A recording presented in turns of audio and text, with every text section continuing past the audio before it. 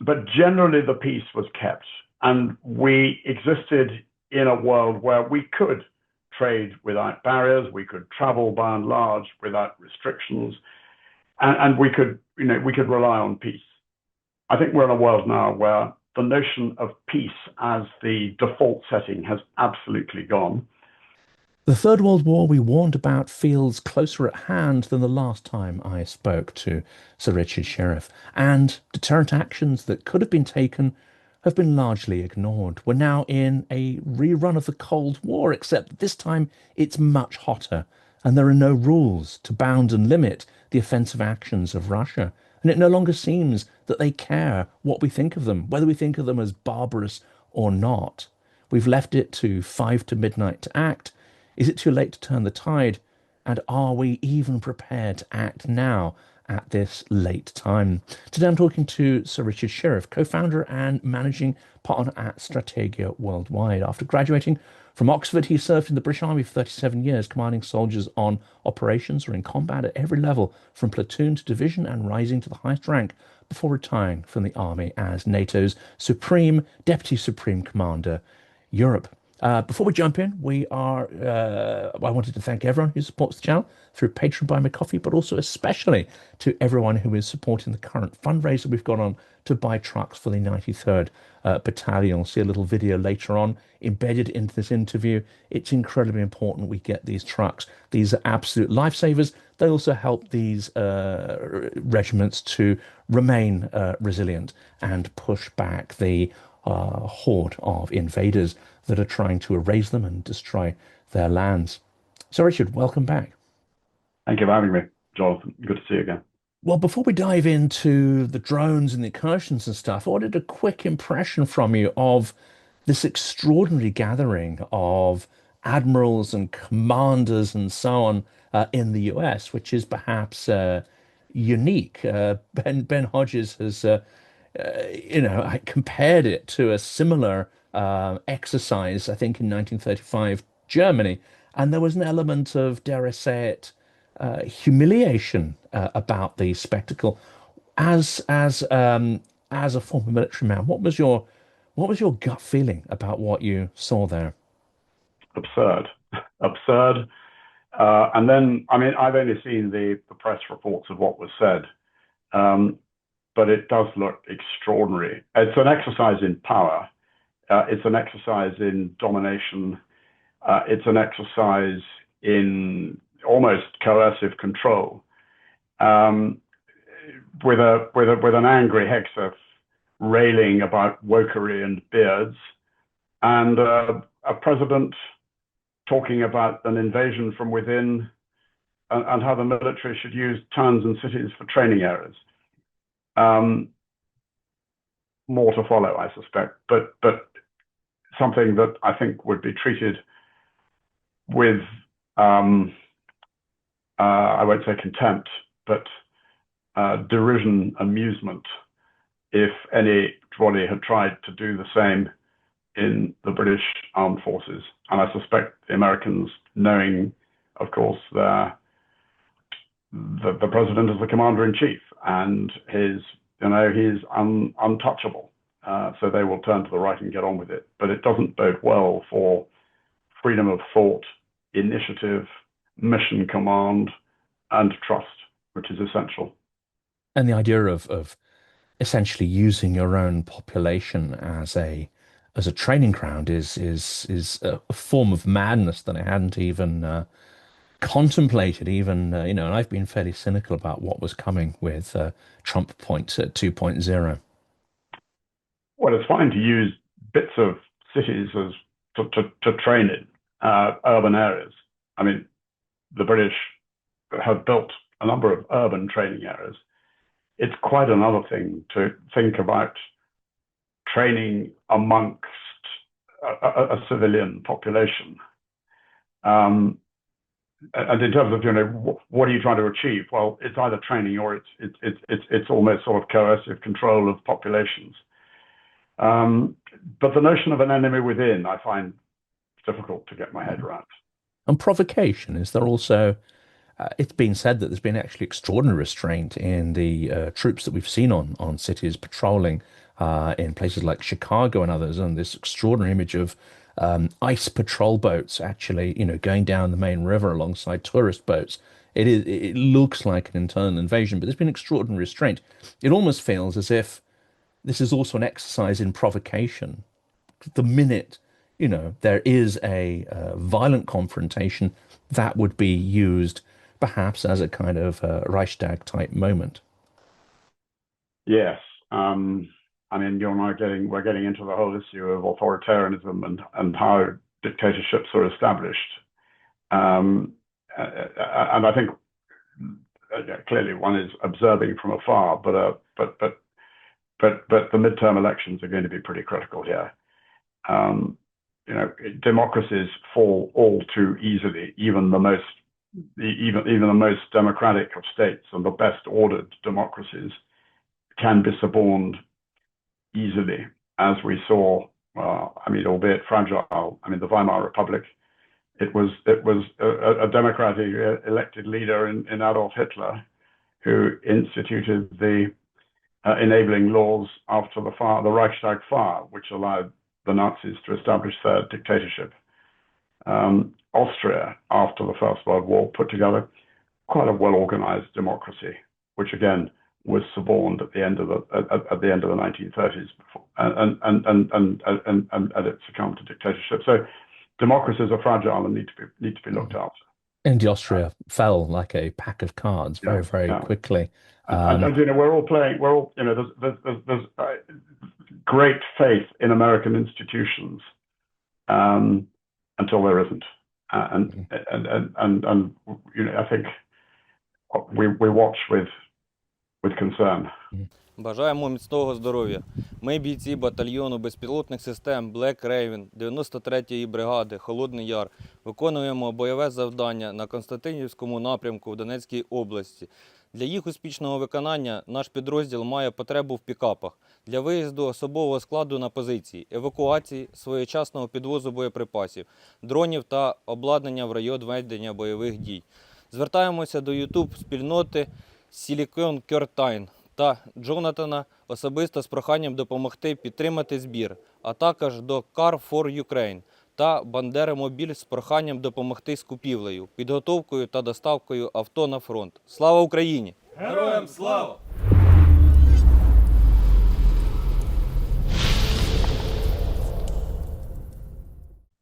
And just a short sort of personal aside there. I mean, many people ask why this channel exists and why it so obsessively focuses on these issues. My grandmother was actually in a market square near the St. Stephen's Cathedral in central Vienna when I think it was Hess and Himmler rolled in their open-top sedan, and she remembers that feeling of being surrounded by cheering people with Nazi flags and wondering if she was the only person that felt that this was wrong and intimidating. And it's extraordinary power that has of mass intimidation. Yeah. This event I went to last night, just before we hit record, I think you had a sort of fascinating insight we were talking about. And this was an event with two Ukrainian journalists who've been held in Russian captivity, tortured, coerced, and all the usual stuff. And they were making a point that even in this pro-Ukraine audience of Brits, there's an extraordinary level, perhaps, of naivety or wishing for the best or hoping the best or projecting our optimism onto places like Russia. They were making the case that it's not just an imperial project. It's not just a territorial grab. Russia wants to export a way of life that is devoid of rule of law. They want to deconstruct it and erase it. They have an extraordinary relationship with, say, procedure. They will follow extraordinary procedure almost to the letter, even if it's an absolute hollow sham, including at trials. And they describe their own trials as being very reminiscent of Stalinism. People, with multiple forms of so-called due process and stuff, none of which anyone was actually following. It's an extraordinary process of political puppetry.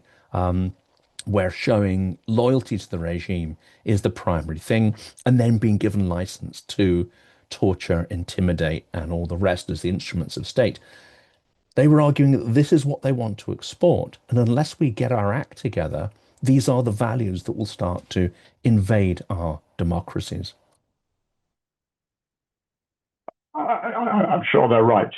And we only have to look at the history of Eastern Europe under Yalta, from the end of the Second World War until the collapse of the Soviet Union, to see how true that is. And I would urge anyone traveling in Latvia, Estonia, or Lithuania to take time out to visit one of the museums of occupation in Vilnius, Riga, or Tallinn, because what you see there brings home so forcefully the consequences of what you've just described, the impact on the people of those countries, the lasting trauma that it has in a sense created, and reflect as you see those, you spend time in those museums, that what you're seeing there is what is going on day in, day out in the occupied territories of Ukraine.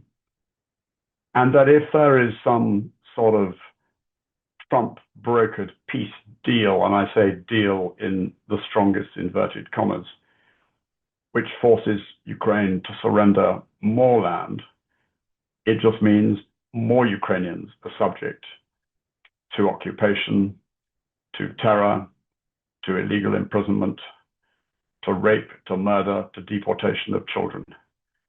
And we've got to wake up to this. And I find it staggering that the Russian information operation has been so successful in so many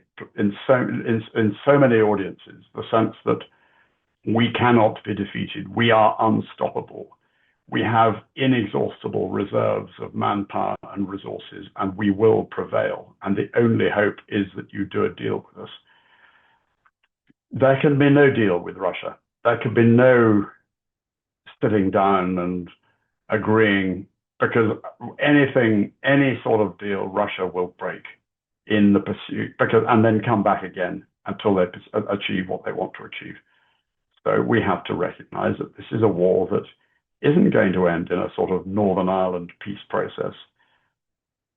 It's a fight to the death. And the only way it's going to end is when we, the West, NATO, support Ukraine to prevail in the defeat of Russia. And indeed, Putin's regime is looking increasingly brittle. I don't think that would lead necessarily to sort of revolutionary things that it would lead in a Western society. But in a recent conversation with Ben Hodges, I put the idea that what Ukraine is actually doing here is a new siege of Moscow, not in the sort of traditional sort of Second World War or medieval sense, but essentially they are starting to strangle the imperial Russian capital of the kind of resources that it needs to perpetuate the war machine, and they have just started to cross the line into not just dual use, but starting to hit thermal power plants. So one symbolic strike on Belgorod, the lights went out in the town.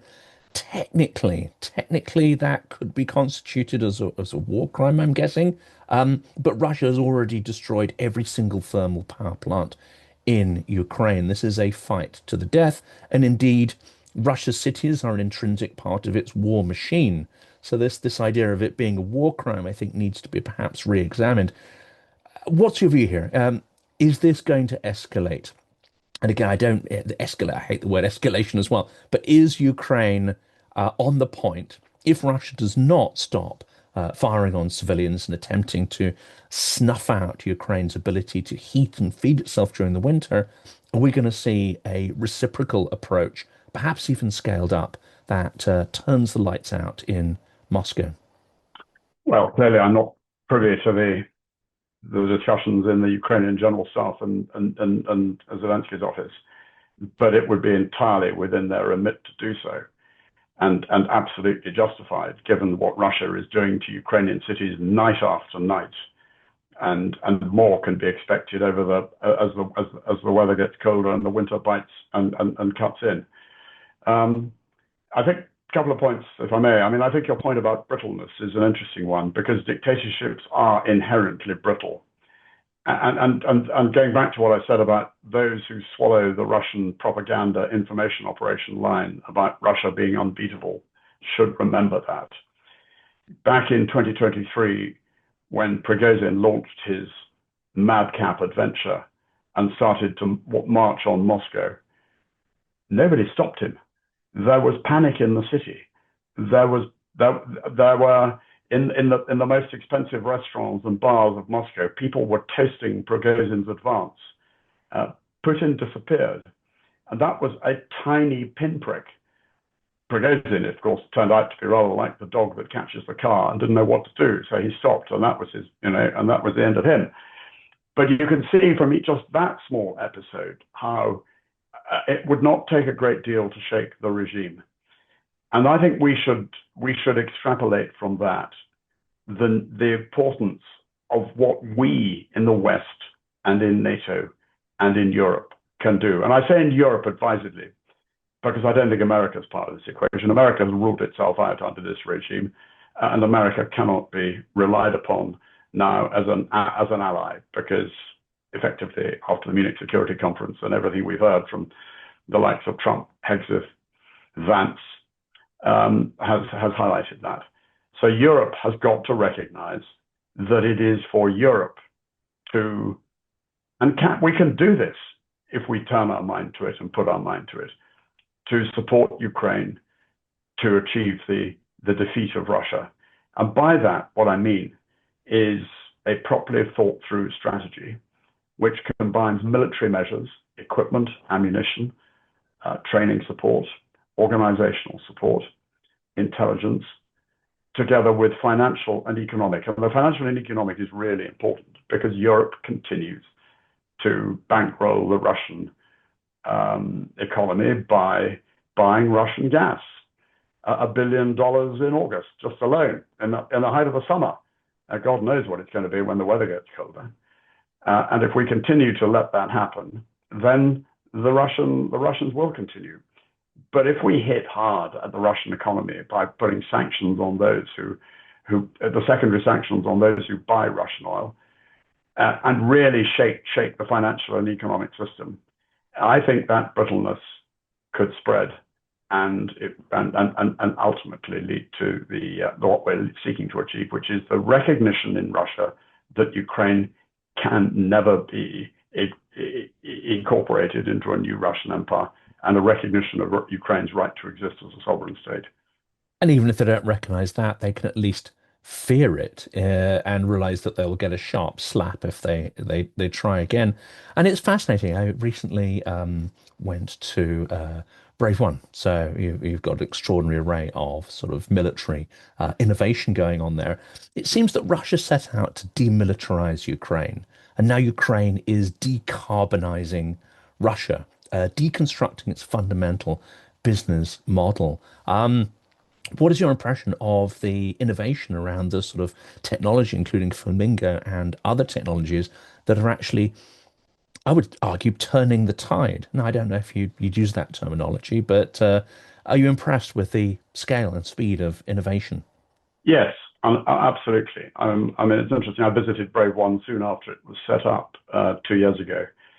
And it's been a remarkable success story. And we in the West and the rest of NATO should sit up and look in detail at it. I mean, here's an organization that takes, as you know, ideas from the kitchen table, the garage, the workshop, battle-winning ideas, and puts them onto the battlefield at extraordinary pace and speed, having integrated the thinking with investors, accelerators, the general staff, the ministries of digital information and defense and finance, and is having real impact in terms of innovation, technological innovation at speed. And when I remember talking to the then leader of Brave One, Natalia Krasnevska, and I asked her what sort of timescale she was looking at to get an idea from inception to the battlefield. And she paused and thought for a moment and said 7 weeks. If we could get that into the decision cycle of the Ministry of Defense and other NATO procurement cycles, we would be doing pretty well. But we have so much we can offer as well. This is all part, again, as I said earlier, about what Europe can be doing to support Ukraine. And we could be, and I know we are, harnessing the genius of European technology and ideas and speed and startups to support Ukraine. And there's wide linkage between Brave One, I know, and European defense industries, or some of the more innovative European defense industries, a long way it lasts. But certainly, we have to take real account of the way the Ukrainians are not only procuring weapons, but using them. And nowhere, I think, is that more important than in the current debate about deterring and, if necessary, taking out and shooting down Russian drones and indeed other potentially aircraft with incursions into NATO airspace. That's an important point there, because the other development since we last spoke, and I think we've been talking about this in most of our conversations, which is when you have a brittle regime, Putin's main strategic lever is escalation into weakness, escalation into threat, to out-escalate your opponent. I think the term that I've used here is escalation dominance that he tries to retain, and indeed he seems to have retained it for most of this war. What's your impression then of the provocations or attacks on NATO? We've had two, if not three, I'm losing count now, of the declarations of Article 4. I think we've had incursions of airspace in at least 7 NATO members. And these things are flying not just over civilian objects, but also over military sites. And it started to form perhaps a pattern of tests for a much larger scale operation. In your view, what is the purpose of all this, and how might it come together into something far more threatening? My view is that this is part of the Russian playbook, pre-hostility, pre-outright hostility, that the Russians are masters at testing and probing, looking for weaknesses, developing weaknesses, and identifying what might be done against them, and then probing further. It's the old line about if you stick the bayonet in and you encounter mush, you keep pushing. If you encounter steel, you back off. And so far, the Russians have encountered mush. 4 weeks ago, the Russians launched an attack against Poland with 19 drones. That was an attack against a member state. The purpose of NATO is to protect the airspace, sea lines, communication, and land borders of the NATO alliance. And NATO defense failed. And NATO defense is based on deterrence, and on this occasion, deterrence failed. And so NATO's got to look very carefully at its deterrent capability. And what all this, I think, is highlighting is the need for a radical overhaul of alliance integrated air and missile defense on the eastern flank, because it's not fit for purpose. The fact was that I think some 3 out of 19 drones were shot down. Well, that's a pretty pathetic record if you think that night after night Ukrainians are being subjected to mass attack, 500, 600, 700 drones, and are generally shooting down about 90% of them. NATO hasn't begun here, because NATO is flat-footed and has been caught out. It hasn't adapted. It hasn't put in place the necessary EW to take down drones. It doesn't have the right sort of ammunition to counter drones. It's thoroughly asymmetric in the sense that chasing a low-level drone with an F-16 and then using an expensive missile to take it down, even if you can take it down, is just inefficient and flat-footed. And so NATO has really got to overhaul its integrated air defense. And I think on the issue of incursions, it's very, very clear to me there should be NATO should give a very clear signal to Russia that the next time there is an incursion, an unlawful incursion into NATO airspace by a Russian aircraft, it will be shot down. So it's time to move from deterrence by denial to deterrence by punishment, if necessary. I'm sort of shocked actually by how many experts, some I previously admired, who've come out and said, "Oh, well, Russia's just trying to provoke us. The last thing we should do is shoot these down." Whereas I would invert it and say, well, they're incurring our airspace precisely because they know that we won't shoot them down. So even amongst experts, there now seems to be some. Now we're right up with backs against the wall. There starts to be, I would say, some sort of weakness in thinking towards Russia. How do you explain that? How do I explain the fact that again and again throughout history, and in particularly with Russia in the last 11 years, too many people have been frightened of unpalatable facts when presented to them on a plate. And too many people want to, in important and senior leadership positions, have ignored what is plain as anything, which is that Russia is an aggressor, and all the things we've been talking about. Russia will not stop. And Russia, where it sees weakness, will continue to probe. So to say that this is Russia only provoking, or as Trump said, it was a mistake, is naive at best, irresponsible at worst. And yeah, excuse me, just get my breath. Also, it's been suggested that Russia does not need to defeat NATO militarily. I think many of the arguments are almost straw men that are put up. Oh, Russia's too weak to take Poland. It can't take Finland. What are you talking about? We're just overhyping. But if it was to show that NATO is no longer effective, no longer united, then essentially it can be defeated politically, reflexively, without having to go to a full kinetic confrontation. Yeah, I mean, Putin's intent is to, in the strategic sense, is to destroy NATO, or at least neutralize NATO.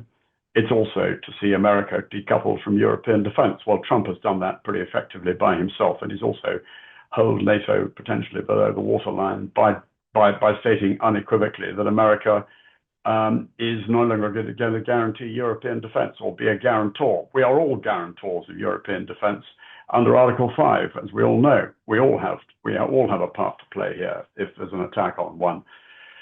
And for the first time for over 70 years since the alliance was formed, there is now doubt in NATO capitals about the willingness of a US president to come to the aid of a NATO member if attacked. And that is an absolute gift to Putin.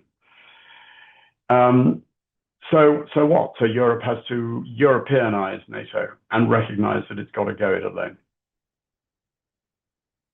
And let's imagine for a moment. I think in our early interviews, we talked about trying to imagine a Russian victory, and that would perhaps fire us up to do the right thing. It seems that too few people took that lesson on board, and certain things haven't been done. Could you try to describe for us what a full-scale hybridized assault might look like? Not a classic sort of World War II invasion, but if Russia was to take all these tests that it has clearly undertaken, the sabotage, the arson, the assassination, the cutting cables, the drones, if it was to bring this all together at scale, what would we be looking at in Europe? What would the impact be? And in particular, how would we respond?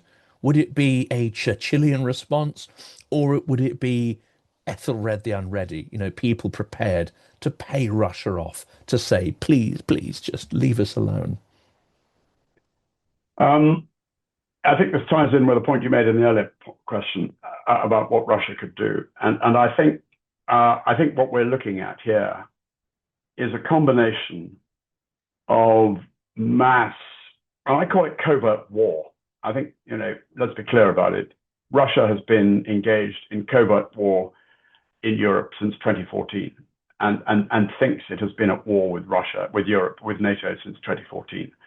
And it is the steady drumbeat of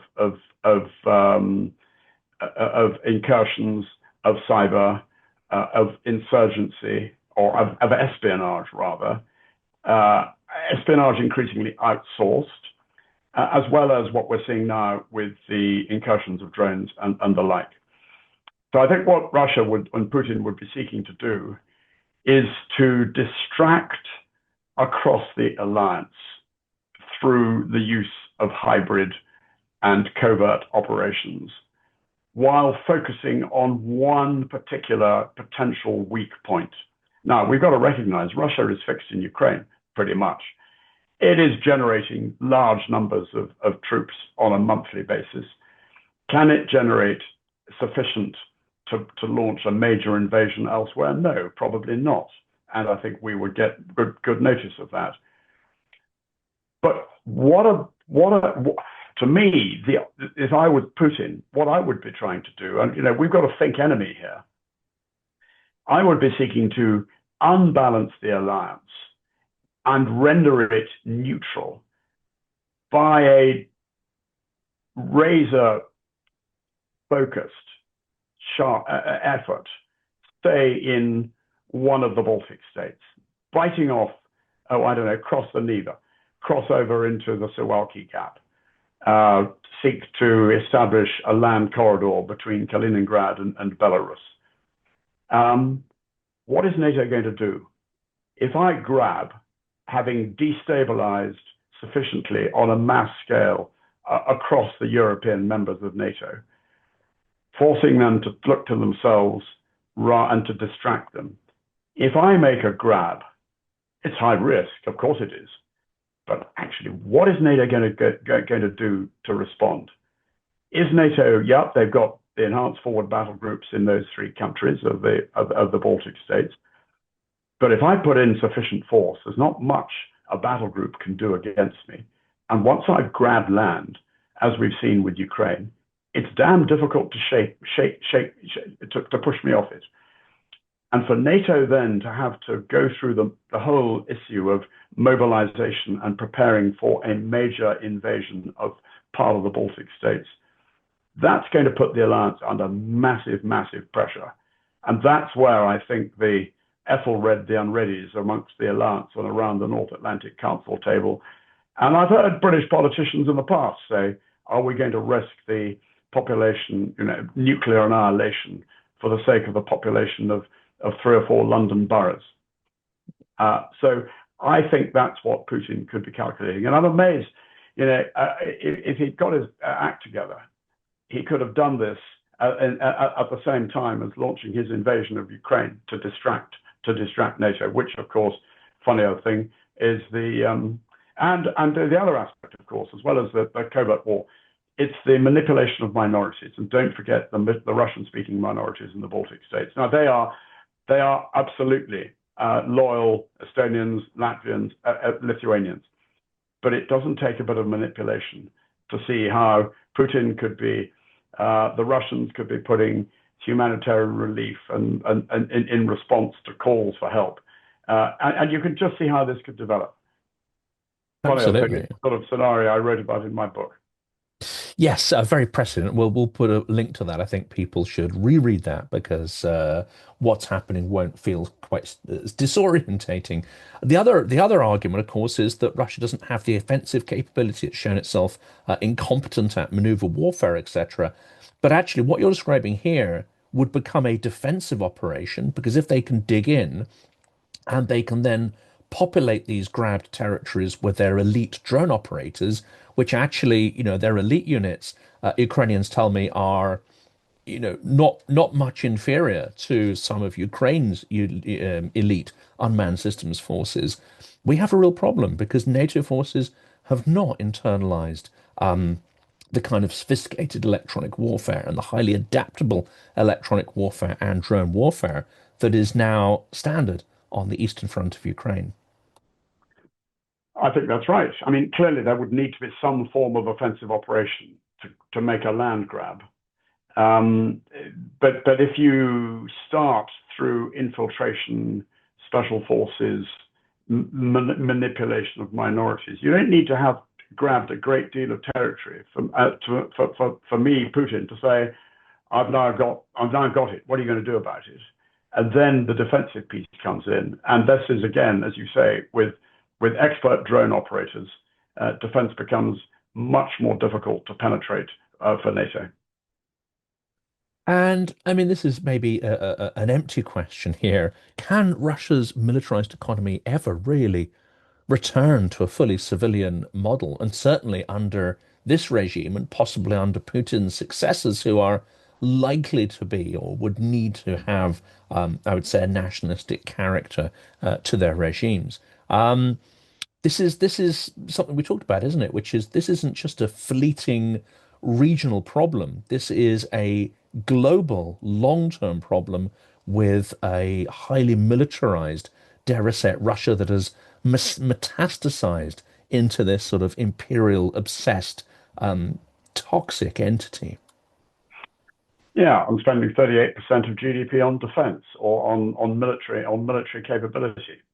Um, Probably higher, I mean, with the off-books kind of investments that they seem to have made. Yeah, I mean, and this, in a sense, also goes back to the potential brittleness of the regime. How long can you keep this up for? How long can Russia keep it up for? I mean, clearly, it's going to keep it up for as long as it wants at the moment. And I don't think we'll ever return to a sort of status quo ante where Russia it ramps back and seeks to become, is aiming to become like another Western, like Western democracies. It's just not going to do that sort of thing. Russia is inherently incapable of changing like that. And so I think the most likely scenario is if it continues to, the Russian economy continues to grind away, churning out weaponry and military capability, and the Russians continue to spend vast percentage of their GDP on the military. It rather, as with the Soviet Union, it just merely hastens the ultimate collapse, and then we're back into a time of troubles, a time of chaos. And China's playing a curious role here, isn't it? On the one hand, it's positioning itself as a sort of peacemaker, neutral party. On the other, it's become quite clear that Russia's war machine, and indeed this war, may no longer actually be, dare I say it, successful. Russia would no longer be in this fight if it wasn't for immense Chinese support. And recently, a Chinese cargo ship was proven to have docked in sanctioned Crimea port brazenly numerous times. So how involved is China, and what is the wider strategic play of why China would be backing such sort of brutality to keep a bleeding wound open at the edge of Europe? Well, I think China recognizes that the longer the Ukraine war goes on, the better it is for China. Russia becomes even more beholden to China as a vassal state. And as you say, Russia is dependent on huge support from China, dual use technologies in abundance. And I'm absolutely certain that much of the stuff that's coming in from North Korea is almost certainly being siphoned through North Korea from China. Why? Because this allows Xi a free hand in the Asia Pacific region, and of course it's in his interest to see the West fixed on the Chinese or the threat from on the threat posed to Europe by Putin. What does America do? I mean, the Americans have said that they're flipping out their focus. Their focus is on China. Does America respond to that? My personal view is I think Trump sees the world as going back to that Gilray cartoon of the early of the Napoleonic War, where you see Pitt and Napoleon carving up the map of Europe, the plum pudding. I think he sees the world, the globe, being carved up between Xi, Putin, and himself, Trump. And I suspect that he would be prepared to give Xi a free hand in Asia Pacific, Putin a free hand in Asia, in Eastern Europe, while he focuses on building up a North American empire. I don't, but But I think what all this leads to is the potential for real surprise in the Asia-Pacific region, which could be massively globally destabilizing if and when Xi makes a grab on Taiwan. And that's certainly something that Mark Rutte has suggested is the wider strategic play. Do you think perhaps that at the point that is triggered, that there may be some tacit agreement that that's the point at which Russia makes an offensive move on Europe, again to divide and conquer, to distract, to confuse? I think it could almost be a precursor. What better way to distract and confuse by making a grab on one of the Baltic states to focus Europe and NATO on that, to create the conditions for Xi to run, to do what he wants in the Asia Pacific region. And we're talking here potentially, I'm guessing 2026, 27. We're talking in the next 2 years, not the 5-year envelope in which NATO has said it will be prepared to repel such assaults and get itself sort of, dare I say it, match fit. It's like we've signaled that with such clarity. It would seem that our adversaries are likely to move before we're ready. Why wait? No, the challenge, of course, is that Russia's got to get its act together. And that, let's be clear, Russia is, as I said earlier, Russia's fixed. Russia suffered massive casualties. It's incapable of generating coordinated, combined arms, maneuver activity operations in Ukraine's on Ukraine's eastern flank, and is moving I mean that front line has hardly changed over the last year and a half, if not longer, with the odd incremental gain by Russia, repeat the odd gain by Ukraine, but by and large, I mean, how long has Pokrovsk been in the headlines? I mean, 18 months, 2 years, and yet the Ukrainians hang on and the Russians are incapable of finally taking it. So Russia's got to get its act together now. And this is where I think the risk of a peace deal comes in, because if there is and that seems to be off the horizon now, I think Trump has finally recognized that that's going nowhere. He's moved on elsewhere.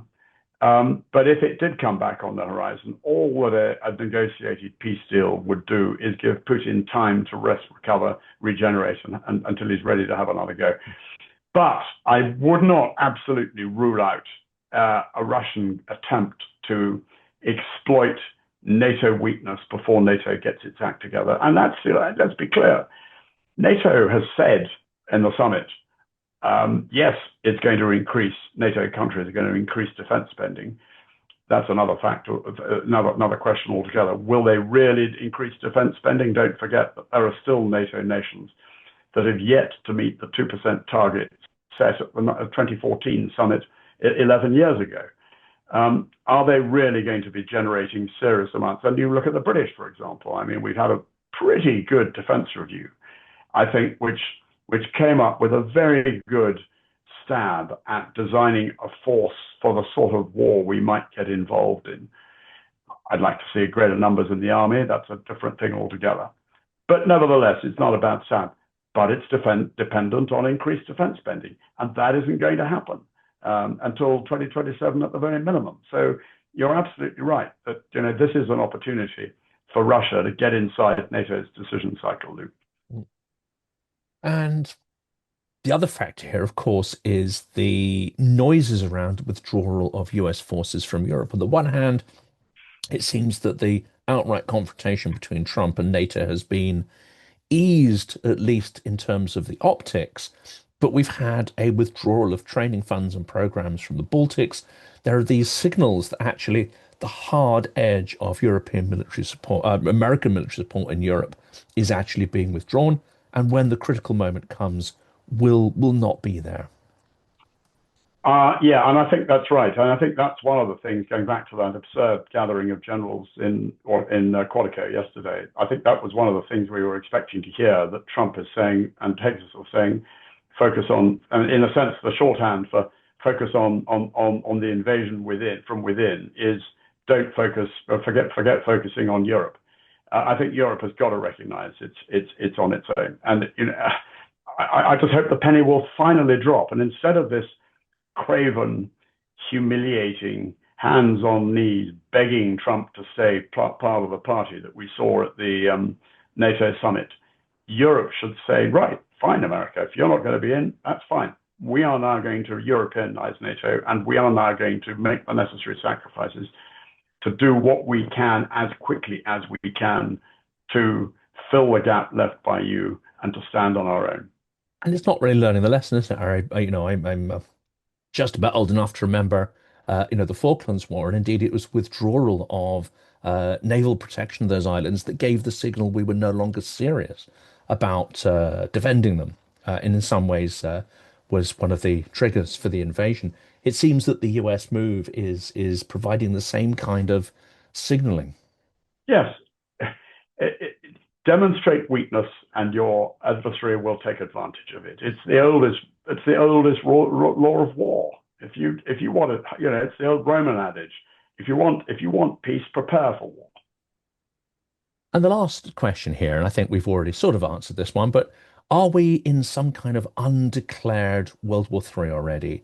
Is this already a kind of great power proxy war? And by that I really mean sort of China and Russia are making the greatest play here, but it's also a play for resources. It's a play to dominate the world's navigation and to destabilize those navigation systems that the free West relies on for its wealth. And in some ways, and this is maybe a little more outside the envelope of our normal discussion, it's also a war for the next front, which is going to be AI dominance or AI supremacy. Well, what is absolutely certain is that the global liberal rules-based order has gone back, and we've got to recognize that. Yes, NATO continues. The United Nations is a complete busted flush. And I think what we need to recognize as well is that the sort of peace which existed in the global rules-based liberal order has gone. And even then, it was a pretty precarious peace. It was tested constantly, of course it was. And there were some pretty nasty wars which existed during that era. I mean, Vietnam, the Balkans. But generally, the peace was kept. And we existed in a world where we could trade without barriers, we could travel by and large without restrictions, and we could rely on peace. I think we're in a world now where the notion of peace as the default setting has absolutely gone. It doesn't mean to say that war, full-scale war, is the default setting, but what is absolutely the default setting is a constant struggle, a constant adversarialism, a constant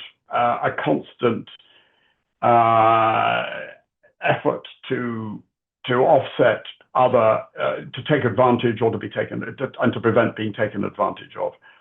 At the moment, that's manifesting itself with what is de facto a covert war against Europe by Russia, and we've talked about that. It is the insurgency, it is the assassinations. I mean, I'm 15 miles north of Salisbury here, so Salisbury knows about assassinations. It is the efforts to manipulate minorities, and cyber, and insurgency, arson, etc., etc.